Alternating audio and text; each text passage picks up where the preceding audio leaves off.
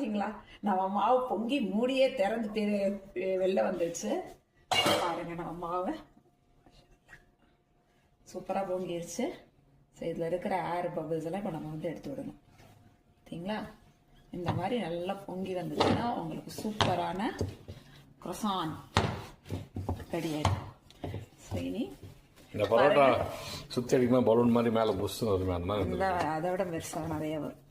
So இது பாருங்க, இதில் இப்போ நான் வந்து சாக்லேட் croissant பண்ண போகிறேன். ஸோ சாக்லேட் நல்லா ஷ்ரெட் பண்ணி வச்சுருக்கேன். டார்க் சாக்லேட்டை நல்லா ஷ்ரெட் பண்ணி வச்சுருக்கேன். ஆல்மண்ட் ஷ்ரெட் பண்ணி வச்சுருக்கேன். அதே மாதிரி சீஸ் croissantக்கும் சீஸும் நம்மளுடைய பூண்டு அண்ட் அந்த ஆரிகானோ அதெல்லாம் போட்டு மிக்ஸ் பண்ணி அது ஒரு இதுவாக வச்சுருக்கேன். ஸோ 2 வகையான croissant நம்ம பண்ண போகிறோம். அது என்ன சீஸ் அது வந்து ஸோ இந்த சீஸ் தான் இப்போ நான் ஷ்ரெட் பண்ணி வச்சுருக்கேன், பார்மேசியன். இது வந்து